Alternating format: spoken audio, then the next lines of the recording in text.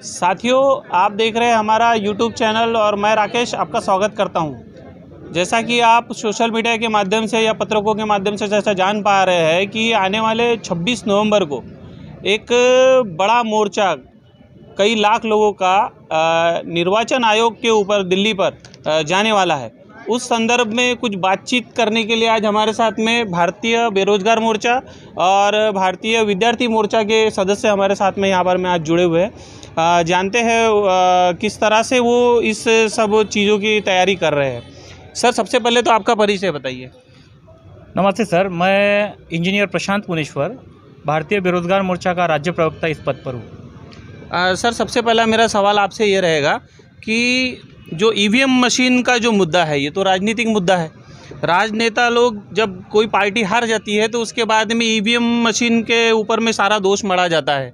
तो भारतीय बेरोजगार मोर्चा या भारतीय विद्यार्थी मोर्चा इस मोर्चे के लिए, महामोर्चे के लिए क्यों तैयार हुआ? क्या कारण है इसके पीछे? इस महामोर्चा को तैयार होने का महत्वपूर्ण कारण ये है कि विद्यार्थियों के विरोध के कानून इस देश में बनाए जा रहे हैं। अभी आपने देखा होगा कि 9 कंपनियों को कॉन्ट्रैक्ट दे दिया था। अभी उन्होंने रिटर्न ले लिया, लेकिन 9 कंपनियों को सरकार नौकर भर्ती का कॉन्ट्रैक्ट उन लोगों ने दे दिया। विद्यार्थियों के विरोध के आंदोलन कानून इस देश में बनाए जा रहे हैं। किसानों के विरोध के कानून इस देश में बनाए जा रहे हैं। तो इसलिए भारत में ऐसी कोई पार्टी नहीं है कि जो इस ईवीएम के मुद्दे को लेकर लड़ाई लड़ रही है। तो ये बहुजन मुक्ति पार्टी जो है, ये पहली पार्टी है कि ये सारे मुद्दों को, विद्यार्थियों के, युवाओं के और बेरोजगारों के मुद्दों को लेकर लड़ाई लड़ रही है। तो ये हमारा मुद्दा है, ये हमसे जुड़ा हुआ मुद्दा है, ये हमारे नौकरियों से जुड़ा हुआ मुद्दा है और ये हमारे आने वाले नस्ल से जुड़ा हुआ मुद्दा है। इसलिए हम बहुजन मुक्ति पार्टी की जो विशाल महारैली दिल्ली में होने जा रही है, इस महारैली को मैं भारतीय बेरोजगार मोर्चा का राज्य प्रवक्ता इस नाते पूरे संगठन शक्ति के साथ, पूरे ताकत के साथ इसके समर्थन में खड़े हैं और हमारी पूरी ताकत इसके लिए 26 तारीख को जो मोर्चा है उसको लगेंगे। धन्यवाद सर। सर, आपका परिचय बताइए। मेरा नाम विक्की बेलखोड़े है। मैं भारतीय बेरोजगार मोर्चा इस संगठन का राष्ट्रीय संयोजक इस पद पर कार्यरत हूँ और यह जो 26 तारीख का जो चुनाव आयोग के विरोध में जो मोर्चा लेकर जाया जाने वाला है, इस मोर्चे को हमारा जाहिर समर्थन है और इसमें हम बड़ी मात्रा में सहभाग भी करने वाले हैं। सर, मेरा आपसे एक सवाल है कि कहीं आपको ऐसा तो नहीं लगता है कि बहुजन मुक्ति पार्टी ये एक राजनीतिक पार्टी है और कई सारी राजनीतिक पार्टियां जो है वो युवाओं का अक्सर इस्तेमाल करती है। तो ये जो मुद्दा है कि राजनीतिक मुद्दा तो नहीं है और इसका आपका जो संगठन है उसको कहीं ना कहीं डाइवर्ट करके इस मोर्चे में लाने का काम तो नहीं कर रही पार्टी? देखो, सबसे पहले तो हमें यह समझना होगा कि बहुजन मुक्ति पार्टी ने यह मुद्दा जो लिया है, इलेक्ट्रॉनिक वोटिंग मशीन के विरोध में जो मुद्दा लिया है, यह किसी दूसरी राजनीतिक पार्टी ने नहीं लिया। हम ऐसा मानते हैं, भारतीय बेरोजगार मोर्चा ये राष्ट्रव्यापी संगठन है।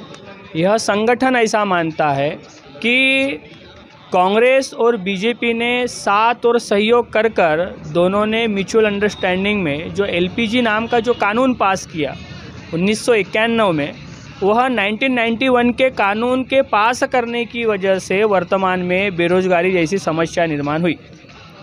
अब अगर हम देखते हैं तो यह कांग्रेस हो चाहे फिर बीजेपी हो, यह दोनों पार्टियां साथ सहयोग से यह सत्ता पर काबिज हो रही है और हमारे जो समाज के हैं, हमारे जो देश के जो लोग हैं, फिर चाहे वह विद्यार्थी हो, युवा हो, बेरोजगार हो, किसान हो, तो यह सारे लोगों के विरोध में वह कानून बना रहे। कानून बना इसलिए रहे हैं कि वह नाजायज़ तरीके से सरकार पर वह कब्जा कर रहे हैं ईवीएम मशीन में गड़बड़ी करके।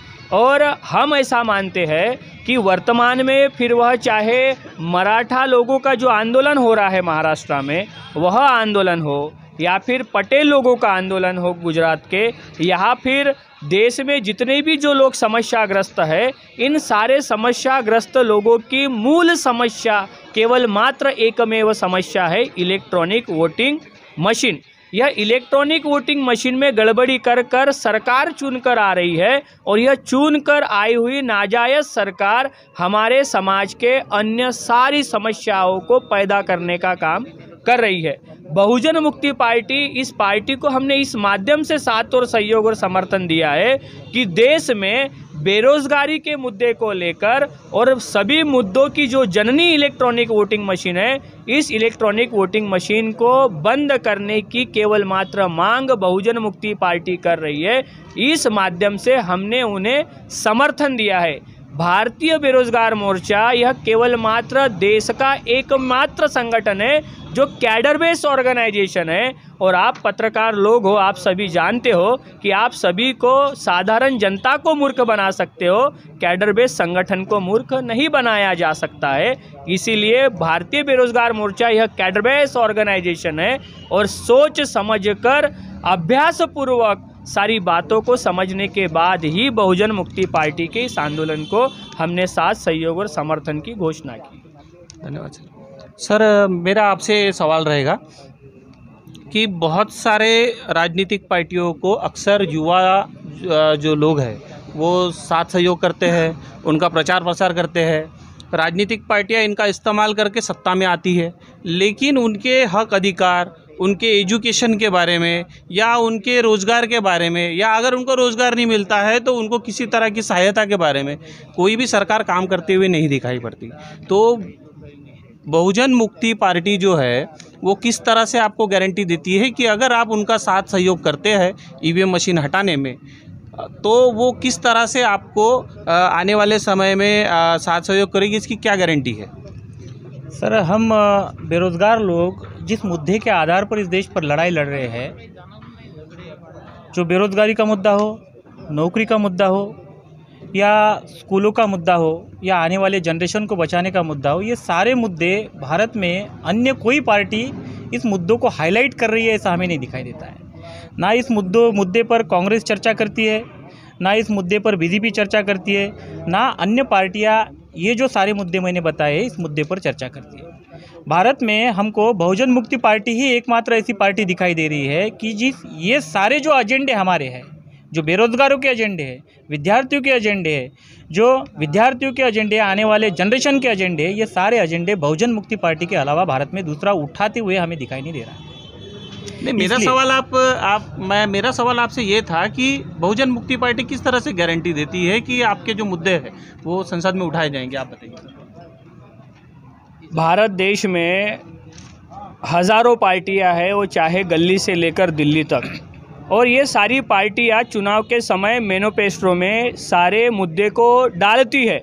लेकिन हमारा एक अनुभव है कि सत्ता में आने के बाद में यह पार्टियां अपने दिए हुए जो आश्वासन है, इस आश्वासनों को पूरा नहीं करती है, वो आश्वासनों को भूल जाती है। हम इस आधार पर बहुजन मुक्ति पार्टी को समर्थन दे रहे हैं कि देश की केवल मात्र एकमेव बहुजन मुक्ति पार्टी है जो वादे नहीं करती है, स्टैम्प पेपर पर लीक कर देती है। और डेमोक्रेसी में अगर आप देखोगे, लोकतंत्र के सिद्धांत में देखोगे, तो एक भी राजनीतिक पार्टियां यह स्टैम्प पेपर पर हमारी मांगों को लिख कर देने के लिए तैयार।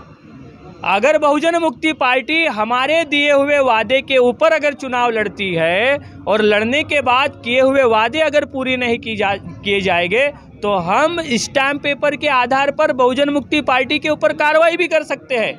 इसीलिए केवल मात्र बहुजन मुक्ति पार्टी एकमेव ऐसी पार्टी है जो वादे नहीं करती है, स्टैम्प पेपर पर वादों को लिख कर देती है कि सत्ता में आने के बाद हम वादे पूरे करेंगे। इस आधार पर बहुजन मुक्ति पार्टी को हमने समर्थन दिया है। तो सर, आप देश भर के युवाओं को क्या संदेश देना चाहेंगे हमारे चैनल पर? आपके इस चैनल का तो सबसे पहले मैं धन्यवाद करना चाहता हूँ कि आपने यह ज्वलंत मुद्दे को लेकर हमारे से मुलाकात करने की आपने पहल की। तो मैं आपके चैनल के माध्यम से देश के युवाओं को एक बात कहना चाहता हूँ कि वर्तमान में हमारे जो युवा है, जो विद्यार्थी है, उनका भविष्य बेरोजगारी के तरफ बढ़ते हुए जा रहा है। एनसीआरबी का अगर आप रिपोर्ट देखोगे, नेशनल क्राइम रिकॉर्ड ब्यूरो का रिपोर्ट है कि इस देश में हर दिन 38 सुशिक्षित युवा बेरोजगारी की समस्या के कारण आत्महत्या कर रहे हैं। इस बात से यह सिद्ध होता है कि वर्तमान के विद्यार्थी जो बनाए जा रहे हैं, जो युवा है, वह बेरोजगारी के तरफ धकेले जा रहे हैं आत्महत्या करने के लिए। जो अपने माँ बाप के खून पसीने की कमाई विद्यार्थी अपना टाइम, टैलेंट और मनी लगाकर कर रहा है, उसका क्या बेनिफिट मिल रहा है? आत्महत्या के लिए प्रवृत्त करना। मैं देश के तमाम विद्यार्थी युवा बेरोजगारों को यह आह्वान करना चाहता हूँ कि उन्होंने सामाजिक आंदोलन में सक्रिय भूमिका निभाते हुए उन्होंने संविधान बचाने की लड़ाई लड़नी चाहिए। संविधान को ख़त्म करने का काम वर्तमान में इलेक्ट्रॉनिक वोटिंग मशीन के माध्यम से इस देश की प्रस्तापित सरकारें कर रही है। इस ईवीएम का बंदोबस्त करने के लिए और संविधान बचाने के लिए हमने हमारे टाइम, टैलेंट, मनी को एजुकेशन के साथ साथ सोशल हमने मूवमेंट में काम कर लगाना चाहिए। और आत्महत्या यह कोई मार्ग नहीं है। आत्महत्या करने से हमारी समस्या का समाधान नहीं होगा। हम छत्रपति शिवाजी महाराज, भगत सिंह, डॉक्टर बाबा साहेब आम्बेडकर, महात्मा ज्योतिराव फुले, इनके हम विचारों के वंशज हैं, इनके खून के वारिस हैं। हम आत्महत्या करने वालों की औलादे नहीं, हम लड़कर न्याय प्रस्थापित करने वालों की औलादे हैं। तो मैं तमाम देश के युवाओं और विद्यार्थियों से आह्वान करना चाहता हूँ कि हमें संविधान प्रस्थापित करने के लिए, संविधान की पूर्ण अमलबजावनी करने के लिए, उसको इम्प्लीमेंट करने के लिए हमने आने वाले समय में रास्ते की लड़ाई लड़ने के लिए तैयार रहना चाहिए। तभी हमारा एजुकेशन भी बचेगा, संविधान बचेगा, शिक्षा बचेगी, शिक्षा के साथ नौकरियां बचेगी, नौकरियों के साथ प्रतिनिधित्व बचेगा, प्रतिनिधित्व के साथ मान सम्मान मिलेगा और हमारी आने वाली हजारों पीढ़ियां यह मान सम्मान का जीवन जी सकती है। लेकिन संविधान खत्म करने की बात वर्तमान की व्यवस्था कर रही है। इस संविधान को बचाने के लिए युवाओं ने मैदान की लड़ाई लड़ने के लिए तैयारी करनी चाहिए। 26 नवंबर के लिए क्या आह्वान करेंगे सर आप?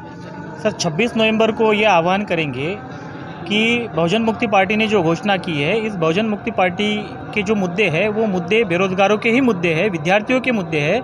तो इस मुद्दे के आधार पर भारत के तमाम बेरोजगारों को ये अपील करते हैं कि वो ज़्यादा से ज़्यादा संख्या में दिल्ली में पहुँचे और ज़्यादा से ज़्यादा संख्या में चुनाव आयोग ऑफिस को घेरने का काम करे, वहाँ पर पहुँचने का काम करे। धन्यवाद। तो धन्यवाद सर आप दोनों का।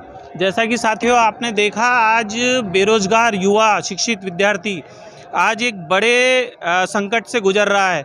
आज उनकी शिक्षा के ऊपर में भी आघात किया जा रहा है, उनके बेरोजगारी पे भी आघात किया जा रहा है। जैसा कि सर ने कहा, एनसीआरबी का डाटा कह रहा है कि रोज़ के 37 से ज़्यादा बच्चे आत्महत्या कर रहे हैं। ये जो देश जो यंगिस्तान कहा जाता है, यंग लोगों के हाथ में यानी युवाओं के हाथ में इस देश में ये ताकत है और उनके वोट का अधिकार कहीं ना कहीं ईवीएम मशीन के द्वारा चुराया जा रहा है और उसको बहुजन मुक्ति पार्टी बड़े पैमाने पे उठाने का काम कर रही है। अब और जो युवाओं के जो सारे विषय है उसको स्टैम्प पेपर पर लिख कर देने की बात कही जा रही है। तो कहीं ना कहीं आज देश के युवाओं को एक आशा की किरण बहुजन मुक्ति पार्टी और भारतीय बेरोजगार मोर्चा, विद्यार्थी मोर्चा के माध्यम से मिल रहा है। तो देखना बड़ा दिलचस्प होगा कि इस देश में युवाओं की सरकार, बहुजनों की सरकार कब तक आती है। हम आने वाले समय में भी सारी सूचनाएं आप लोगों को देते रहेंगे। मैं राकेश गजबी, कैमरामैन सचिन सोयाम के साथ में नागपुर। धन्यवाद।